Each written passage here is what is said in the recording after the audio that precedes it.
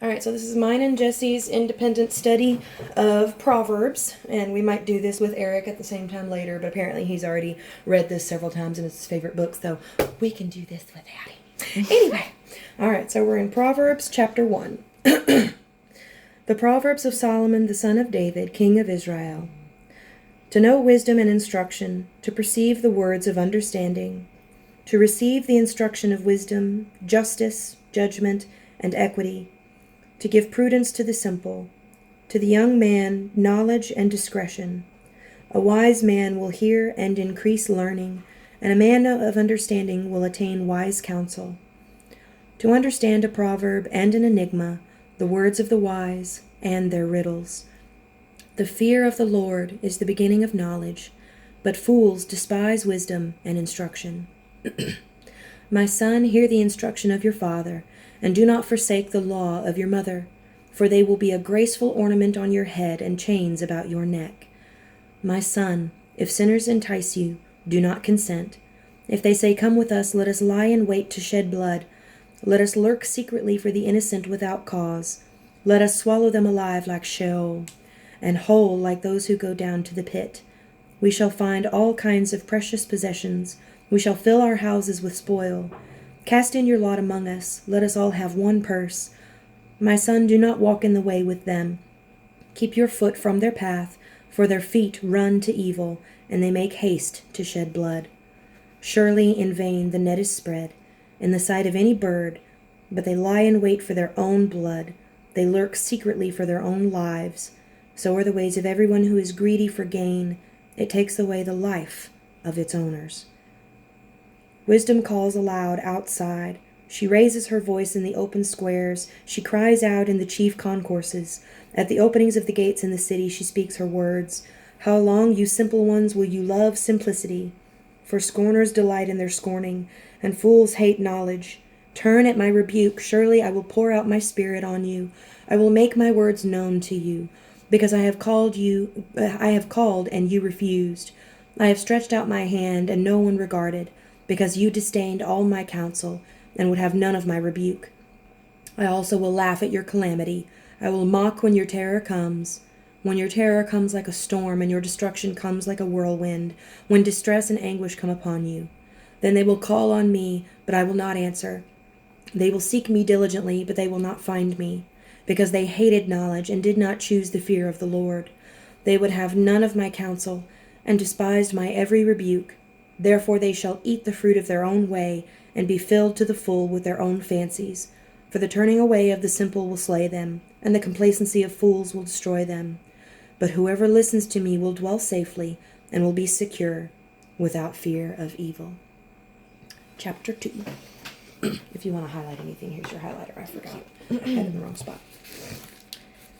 My son, if you receive my words and treasure my commands within you, so that you incline your ear to wisdom and apply your heart to understanding. Yes, if you cry out for discernment and lift up your voice for understanding, if you seek her as silver and search for her as for hidden treasures, then you will understand the fear of the Lord and find the knowledge of God. For the Lord gives wisdom. From his mouth come knowledge and understanding. He stores up sound wisdom for the upright. He is a shield to those who walk uprightly. He guards the path of justice and preserves the way of his saints. Then you will understand righteousness and justice, equity and every good path. When wisdom enters your heart and knowledge is pleasant to your soul, discretion will preserve you, understanding will keep you, to deliver you from the way of evil, from the man who speaks perverse things, from those who leave the paths of uprightness, to walk in the ways of darkness, who rejoice in doing evil, and delight in the perversity of the wicked, whose ways are crooked, and who are devious in their paths, to deliver you from the immoral woman, from the seductress who flatters with her words, who forsakes the companion of her youth, and forgets the covenant of her God. For her house leads down to death, and her paths to the dead. None who go to her return, nor do they regain the paths of life. So you may walk in the way of goodness, and keep to the paths of righteousness, For the upright will dwell in the land, and the blameless will remain in it. But the wicked will cut off from the earth, and the unfaithful will be uprooted from it. Chapter 3. My son, do not forget my law, but let your heart keep my commands. For length of days and long life, and peace they will add to you. Let not mercy and truth forsake you. Bind them around your neck, write them on the tablet of your heart, and so find favor and high esteem in the sight of God and man. Trust in the Lord with all your heart, and lean not on your own understanding. In all your ways acknowledge him, and he shall direct your paths. Now, I like this verse, and I highlighted this in verse 5, that second half of verse 5, the lean not on your own understanding. This doesn't just fall into, you making a judgment on an incident in life on your own. It's also taking the words of the Bible and taking them out of context to fit in with your own understanding. That's something that we as Christians have to be very careful about, that we don't just take from the Bible what we want and follow that. We have to make sure that we pray for understanding from God. And that means Googling things. Yeah. Googling verses about hate, Googling verses about love. Mm-hmm. It's just picking them out. Yeah. Anything that we don't understand or that isn't clear, we have to pray about it. We have to look at, the old words of it, all the different translations, and ask for guidance, because language is a difficult thing. I mean, it's just like with the Tower of Babel. God confused our language. And so it is very confusing to translate and even transliterate something from one language to another, because for just even the word love, for instance, has a different meaning and severity in all kinds of other languages. Like in English, we can love, a pet, and we can love our mom, but it's not the same. Yeah. It's not the same kind of love. And yet there are languages where they have, 5, 6, 7 different words for love, varying from, I like it a lot to I like this a little bit less, and I like this a little bit more, and then, I love this, and then romantic love and friend love and sibling love and paternal and maternal love. And it's such a complicated thing to understand. Yeah. And the only true understanding, the only true wisdom in this entire world comes from God. And so when it says lean not on your own understanding, it means, lean on God, search for that true understanding that we can't have on our own. And pray. And pray, always pray. Pray a lot. Talk to God and talk to him about anything that confuses you, so that he will make it clear for you, because earlier we read that he promises that. You seek and you will find. If you ask, it will be given unto you. Anyway, so I went on a long rant about that one. So now we're on, I think, verse 6, unless I already read that. In all your ways acknowledge him, and he shall direct your paths. Oh, well, yeah, that's another way of saying it. Do not be wise in your own eyes. Fear the Lord and depart from evil. It will be health to your flesh and strength to your bones. Honor the Lord with your possessions and with the first fruits of all your increase, so your barns will be filled with plenty, and your vats will overflow with new wine. My son, do not despise the chastening of the Lord, nor detest his correction. For whom the Lord loves, he corrects, just as a father the son in whom he delights. Happy is the man who finds wisdom, and the man who gains understanding. For her proceeds are better than the profits of silver, and her gain than fine gold. She is more precious than rubies, and all the things you may desire cannot compare with her. Length of days is in her right hand, in her left hand riches and honor.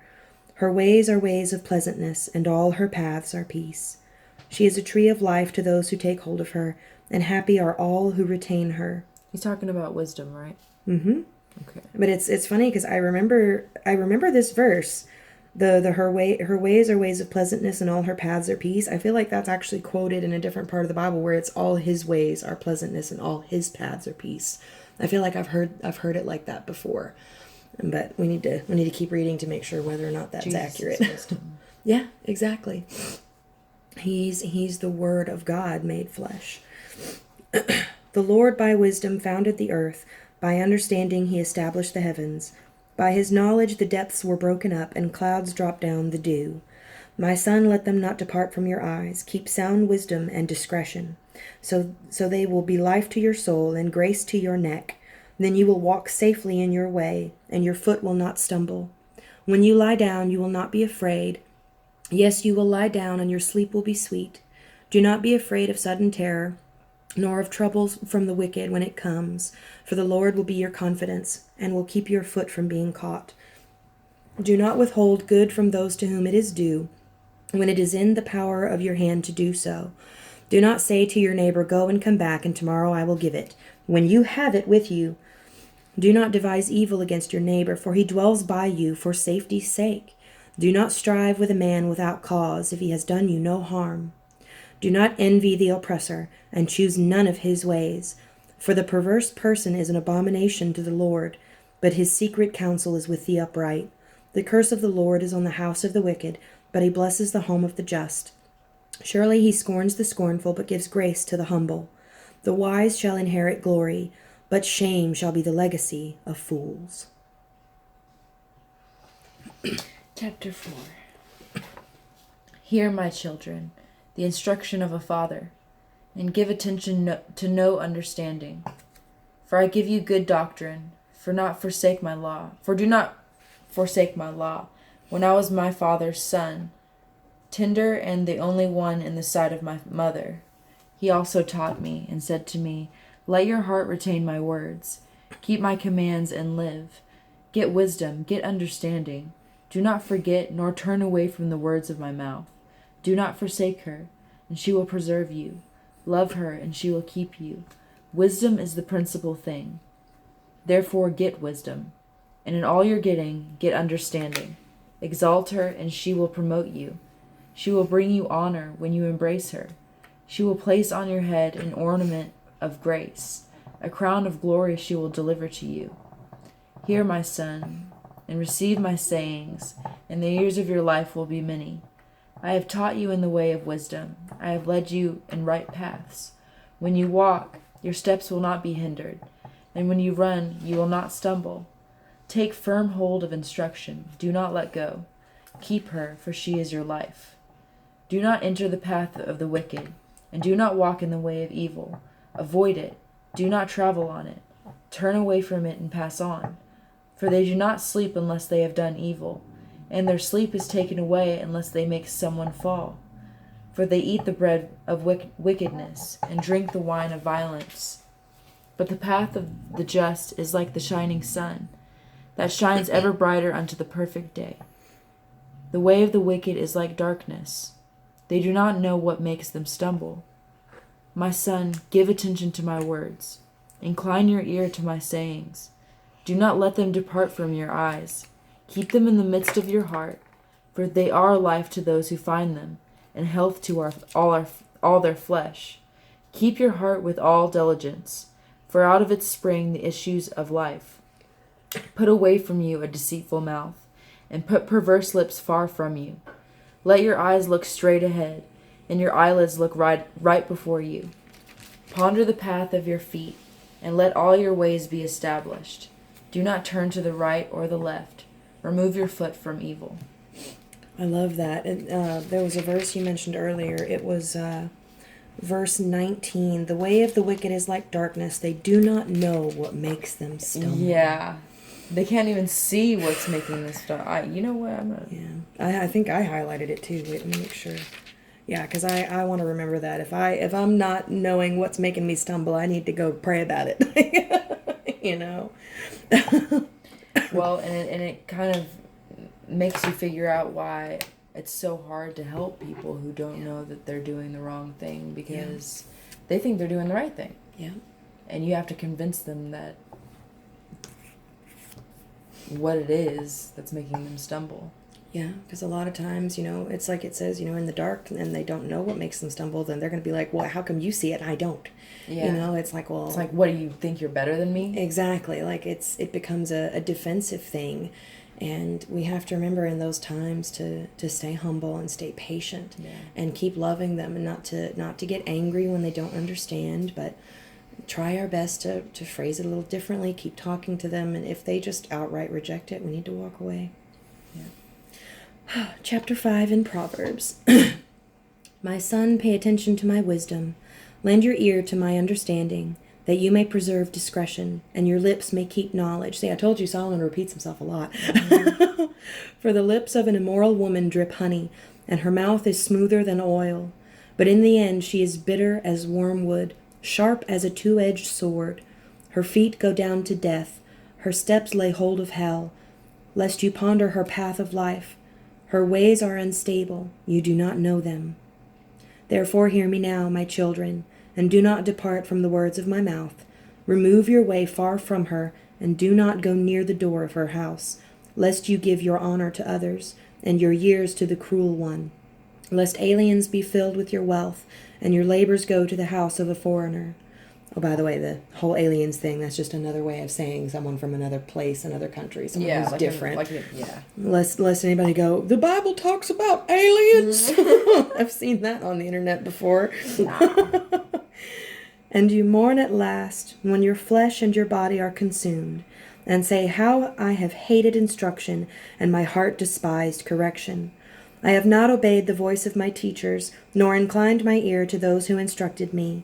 I was on the verge of total ruin in the midst of the assembly and congregation. Ooh, I was on the verge of total ruin in the midst of the assembly and congregation. So that's in the synagogues, in the house of worship. And even there, someone can lose their way if God's wisdom is not there. Verse 15. Drink water from your own cistern, and running water from your own well. Should your fountains be dispersed abroad, streams of water in the streets, let them be only your own and not for strangers with you. Let your fountain be blessed, and rejoice with the wife of your youth, as a loving deer and a graceful doe. Let her breasts satisfy you at all times, and always be enraptured with her love. For why should you, my son, be enraptured by an immoral woman, and be embraced in the arms of a seductress? For the ways of man are before the eyes of the Lord, and he ponders all his paths. His own iniquities entrap the wicked man, and he is caught in the cords of his sin. He shall die for a lack of instruction, and in the greatness of his folly he shall go astray. Chapter 6. My son, if you become surety for your friend, if you have shaken hands in a pledge for a stranger, you are snared by the words of your mouth. You are taken by the words of your mouth. So do this, my son, and deliver yourself, for you have come into the hand of your friend. Go and humble yourself. Plead with your friend. Give no sleep to your eyes, nor slumber to your eyelids. Deliver yourself like a gazelle from the hand of the hunter, and like a bird from the hand of the fowler. Basically, keep your promises.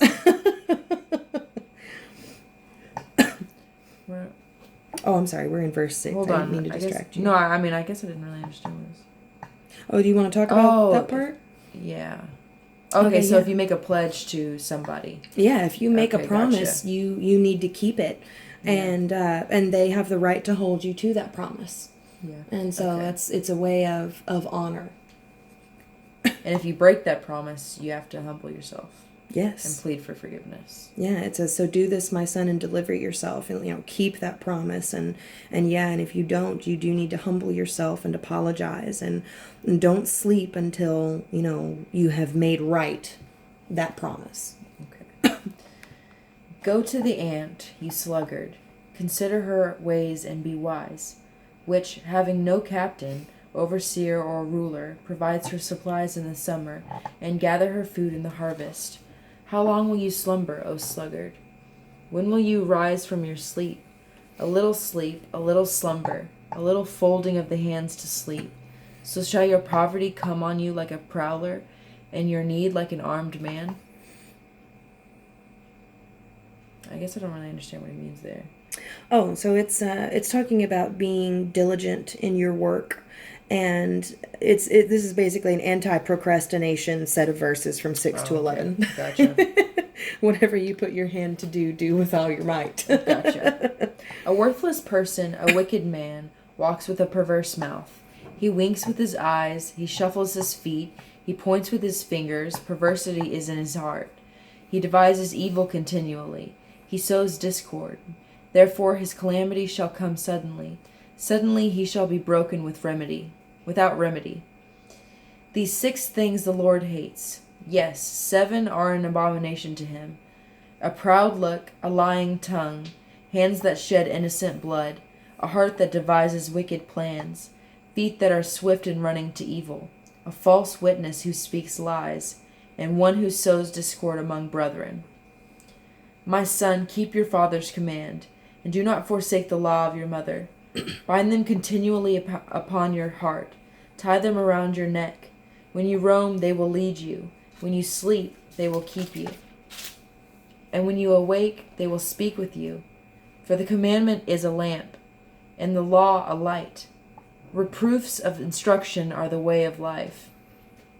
To keep you from the evil woman, from the flattering tongue of a seductress, do not lust after her beauty in your heart, nor let her allure you with her eyelids. For by means of a harlot, a man is reduced to a crust of bread, and an adulteress will prey upon his precious life. Can a man take fire to his bosom, and his clothes not be burned? Can one walk on hot coals, and his feet not be seared? So is he who goes into his neighbor's wife. Whoever touches her shall not be innocent. People do not despise a thief if he steals to satisfy himself when he is starving. Yet when he is found, he must restore sevenfold. He may have to give up all the substance of his house. Whoever commits adultery with a woman lacks understanding. He who does so destroys his own soul.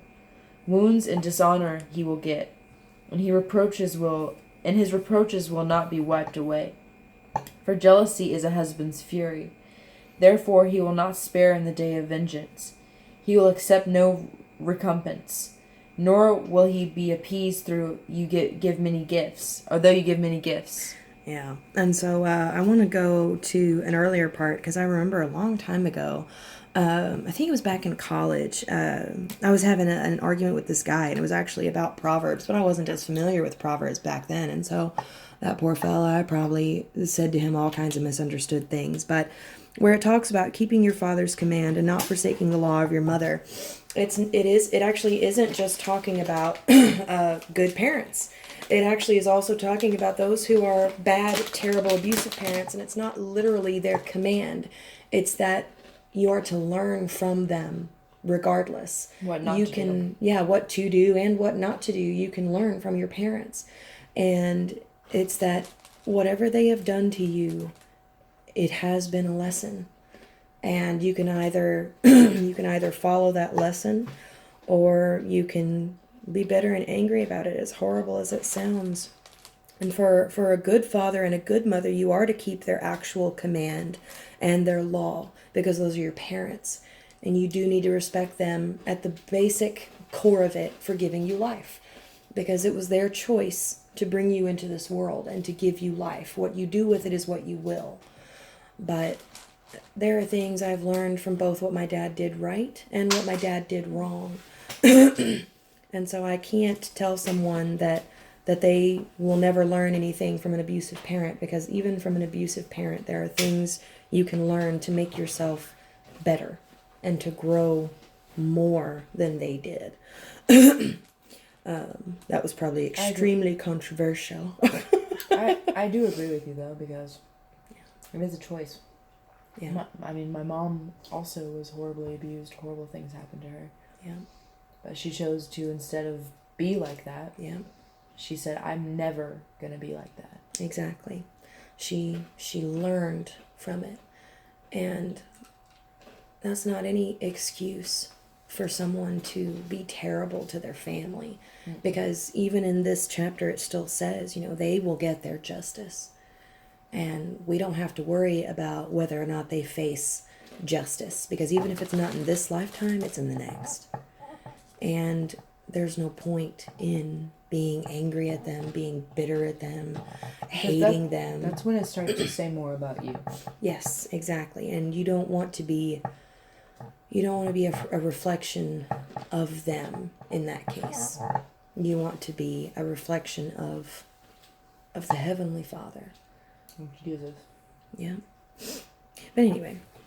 All right, so we shall read chapter 7, and then we will call it a day for recording it. Proverbs Chapter 7. My son, keep my words and treasure my commands within you. Keep my commands and live, and my law as the apple of your eye. Bind them on your fingers, write them on the tablet of your heart. Say to wisdom, you are my sister, and call understanding your nearest kin, that they may keep you from the immoral woman, from the seductress who flatters with her words. I love how both foolishness and wisdom are referred to. Yeah, they're both women. It's like a man choosing a wife, and he's got two options in front of him. And is he going to pick the righteous wife, or is he going to pick the adulterous wife? And it's a very important decision that will affect your entire life. And any man who has been married to either woman will tell you how that has been for his life. And I really like Solomon's way of referring to them as women. I like that too. Yeah. Because he was talking to his son. Well, yeah. Right. And he also preached, I believe, I think he was still a king when he did that too. But he also spoke at assemblies and congregations and stuff, and at the synagogue and everything like that, sharing his wisdom. But Jesus talks about Solomon's wisdom. I think so. He does. In which book did he bring Solomon up? Because I can't remember. I'm trying to get familiar with the whole thing. It's just going to take time. He's talking about how everyone loved and respected Solomon. Oh, yeah. He's like, and I am even more wise than Solomon. Like, I'm even more than him, and y'all are just disregarding me. And that's the thing is, especially in that time, with the knowledge of Solomon being so prevalent back then, that was quite a thing to say. Yeah. That was quite a feat. Saying, if I'm you were wiser than Solomon. Yeah, if you say, saying I'm more wise than Solomon was a huge deal. Let's see. We're in verse 6 of chapter 7. For at the window of my house I looked through my lattice and saw among the simple. I perceived among the youths a young man devoid of understanding, passing along the street near her corner, and he took the path to her house. In the twilight, in the evening, in the black and dark night, and there a woman met him with the attire of a harlot and a crafty heart. She was loud and rebellious, her feet would not stay at home. At times she was outside, at times in the open square, lurking at every corner. So she caught him and kissed him. With an impudent face she said to him, I have peace offerings with me. Today I have paid my vows. So I came out to meet you, diligently to seek your face, and I have found you. I have spread my bed with tapestry, colored coverings of Egyptian linen. I have perfumed my bed with myrrh, aloes, and cinnamon. Come, let us take our fill of love until morning. Let us delight ourselves with love, for my husband is not at home. He has gone on a long journey. He has taken a bag of money with him and will come home on the appointed day. So what I like about this is with the understanding of Jesus as the bridegroom and the church as the bride, it's the same thing as us going to worldly ways just because he hasn't returned yet. That's not just, don't cheat on your wife. It's also, don't forsake your bridegroom. And it's like going to church on Sunday and then acting a whole other way the rest of the week. Exactly, because, the church, the Holy Spirit, those are our home. Mm-hmm. And we need to stay, not literally in our house, but we need to stay in the home, in the temple of God. And we need to not defile it by taking in, all these different worldly things to corrupt it. And so that's another way that, that it's talking about that. It's because, everything of the world seems wonderful. Egyptian cotton is wonderful. Perfume is wonderful. Beautiful tapestries. And love. Wouldn't this be wonderful if we just do this just a little bit, until my husband comes home? Yeah, and I know when he's going to come home. Mm-hmm, yeah. Like, we won't get caught. Exactly, and that's the thing is a lot of Christians nowadays, the lukewarm Christians, that's kind of how they act. They're like, okay, well, we're going to go to the house of God on Sunday, so between Monday and Saturday, we can do whatever we want, we'll be okay. Mm-hmm. And it's a very wrong way to look at that. Yes, it is. Let's see. Verse 21. With her enticing speech, she caused him to yield. With her flattering lips, she seduced him. Immediately he went after her as an ox goes to the slaughter, or as a fool to the correction of the stocks. Till an arrow struck his liver, as a bird hastens to the snare. He did not know it would cost his life. Now therefore listen to me, my children. Pay attention to the words of my mouth. Do not let your heart turn aside to her ways. Do not stray into her paths. For she has cast down many wounded, and all who were slain by her were strong men. Her house is the way to hell, descending to the chambers of death. It's pretty much talking about lust. Well, not just lust, all the ways of wickedness, all the ways of the world. And because the world is enticing, it's glittering, it draws us in, it has all these wonderful flavors. It tells us that nobody has to know. Uh-huh. Like, just do whatever you want. Whatever feels good is okay. Yeah. Just trust how you feel. Exactly. It's we are seduced by the world and what it says. And it says, decide for yourself what is right and what is wrong. Live by your own standards. Live by your own moralities. And don't let anybody tell you that what you want is wrong. Exactly. And that's the thing is, if we follow that path, it's to death. And so we can either choose worldly wisdom, like the seductress, or we can choose godly wisdom, like the woman who built her foundation strong, her house on a rock, so that it would not crumble. Yeah. That's that woman's not as exciting all the time. Mm-mm. But you can sure as heck count on her. We're working on it. Okay, we're doing this because we're still sinners. We're sick. All right, that's what this is for. Oh, mercy. That's another thing. No one is perfect. We just try to be better. We just have to try. And that's the thing is, God has wisdom stored up for us. All we have to do is ask. And yeah, the wise woman who is righteous before God may not be the most exciting, but she is faithful. She is good. And she's loving. And she is loving, and her arms are open when you come home. Mm-hmm. And there is no one else that she turns to while you're away. You can always trust her. Yeah. And she's always going to keep her promises. That's so much better. So much better. God is so much better than any other choice we could make. And it's a lasting good. It's like, yeah, the seductress and lust and sin in general feels good, feels really good for a minute. Yeah. It's like eating a boatload of Halloween candy. Yeah. It's great. It's delicious. It's wonderful. It's like, oh, it's all this candy. And then you feel sick. Yep. And you feel tired. Same thing with alcohol. Yeah.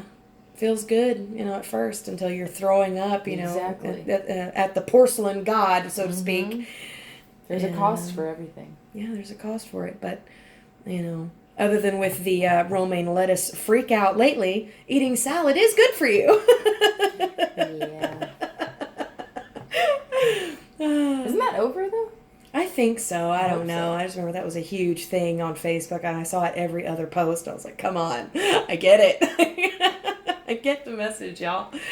But, that's the thing is, other than getting sick, I have been feeling better because we've been eating better.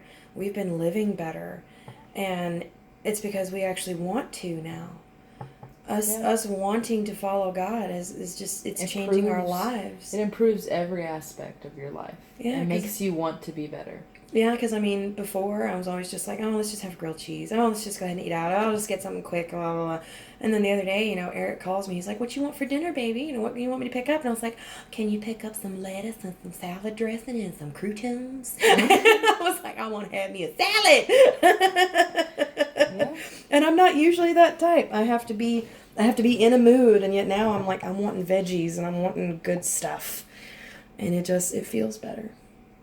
It's not just how it tastes, it feels your body's better. a temple for the Holy Spirit, and when the Holy Spirit is in you, it just helps you in all aspects. Yeah. And a lot of times to people, as we talk about it, and they're going to be like, well, yeah, you say your life has changed, but you decided that, blah, blah, blah, blah. And I'm like, well, yeah, we did. God helped us. We said help us. And these things that come easily or naturally to us now used to be extremely difficult things. Exactly. It's so much easier now. Like, I've never been so slow to anger in my life. Me too. I try my best to really understand people now. Yeah. And it's a lot easier to understand people now. Yep. And it's so much easier to love people and forgive people. Yeah. It's true. I used to be so much angrier. And I used to have just no interest in really reading the Bible. It's like, I know enough. I know enough. I'm a Christian. I follow God. I know enough. I didn't acknowledge it as the 100% complete truth. Yeah. Yeah. And that is, I didn't understand how important that was. Yeah. I mean, this is the base of our, this is God's word to us. This is his love letter to us. Yeah, basically. Saying, hey, I love y'all, and I want to show you how to live as good a life as you can possibly live here on the earth. And it's still going to be hard. Yeah. This is the valley. Yeah. Things are going to happen regardless. Yeah. But I can be with you. I will be with you if you let me. And give you strength and give you peace beyond all understanding. Yes. And that's just it, you know. It really is life-changing. It really, really is. It just... And the New Testament is the most well-documented book in our history. There are more ancient copies of the New Testament than there are any other book in history. Ancient copies. Because it changed the world. Yeah. It was such a big event that changed so many people that everyone was like, okay, we really need to remember this. Yeah, and they were dying for it. Yeah. You know? They were dying for it. Yeah. It's crazy. Anyway, that concludes the study of Proverbs, chapters 1 through 7. Say bye, Jessie. Bye.